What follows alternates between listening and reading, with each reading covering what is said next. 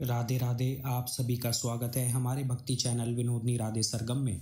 पितृपक्ष में श्रीमद् भागवत कथा को सुनने का विशेष महत्व है। पितृपक्ष में कथा का श्रवण करने से पितरों को शांति मिलती है। वही यह कथा श्रवण करने वालों के परिवार के लिए पुण्यदायी भी रहती हैं। श्रद्धा भाव से पितरों के पूजन तर्पण से मानव को सुख समृद्धि की प्राप्ति होती है। हमारे चैनल पर श्रीमद् भागवत गीता की प्लेलिस्ट भी अवेलेबल है और केवल सुनने मात्र के लिए अब हमारी वीडियोस YouTube म्यूजिक पॉडकास्ट में भी अवेलेबल हैं। आप चाहें तो वहां जाकर भी श्रीमद् भागवत गीता के अध्याय सुन सकते हैं, क्योंकि श्रीमद् भागवत गीता को सुनने का महत्व फल बताया गया है। आइए शुरू करते हैं अध्याय नंबर 15।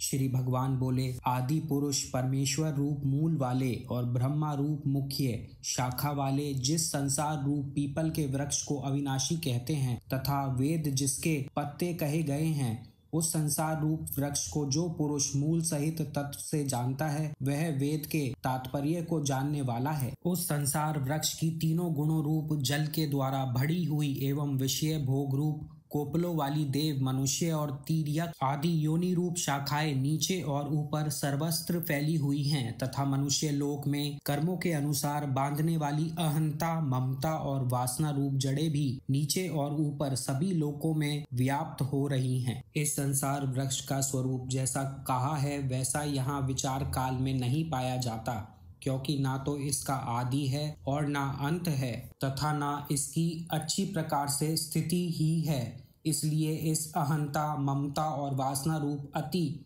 दृढ़ मूलों वाले संसार रूप पीपल के वृक्ष को दृढ़ वैराग्य रूप शस्त्र द्वारा काटकर उसके पश्चात उस परम पद रूप परमेश्वर को भली भांति खोजना चाहिए, जिसमें गए हुए पुरुष फिर लौटकर संसार में नहीं आते और जिस परमेश्वर से इस पुरातन संसार वृक्ष की प्रवृत्ति विस्तार को प्राप्त हुई है, उसी आदि पुरुष नारायण के मैं शरण हूँ। इस प्रकार दृढ़ निश्चय करके उस परमेश्वर का मनन और निधि ध्यासन करना चाहिए, जिनका मान और मोह नष्ट हो गया है, जिन्होंने आसक्ति रूप दोष को जीत लिया है, जिनकी परमात्मा के स्वरूप में नित्य स्थिति है और जिनकी कामनाएं पूर्ण रूप से नष्ट हो गई हैं। वे सुख दुख नामक द्वंद्वों से विमुक्त ज्ञानी जन उस अविनाशी परम पद को प्राप्त होते हैं। जिस परम पद को प्राप्त होकर मनुष्य लौटकर संसार में नहीं आते, उस स्वयं प्रकाश परम पद को न सूर्य प्रकाशित कर सकता है, न चंद्रमा और न अग्नि ही। वही मेरा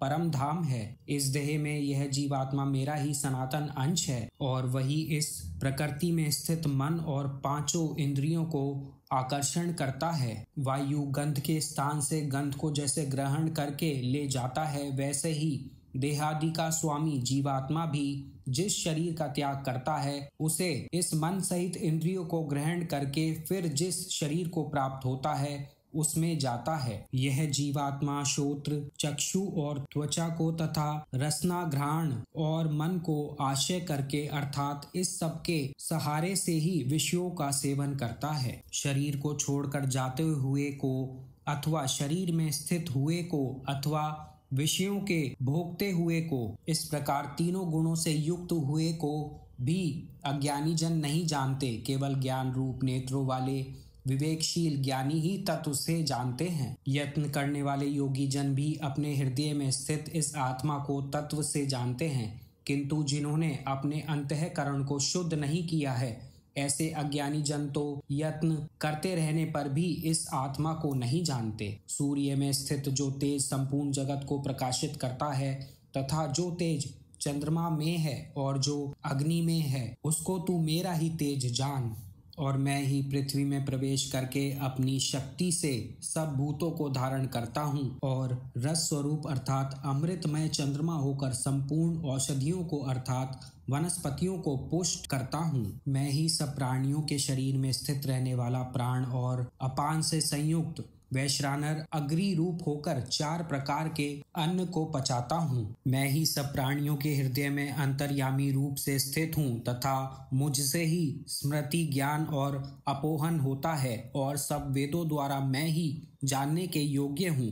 तथा वेदांत का कर्ता और वेदों को जानने वाला भी मैं ही हूँ। इस संसार में नाशवान और अविनाशी भी ये दो प्रकार के पुरुष हैं। इनमें संपूर्ण भूत प्राणियों के शरीर तो नाशवान और जीवात्मा अविनाशी कहा जाता है।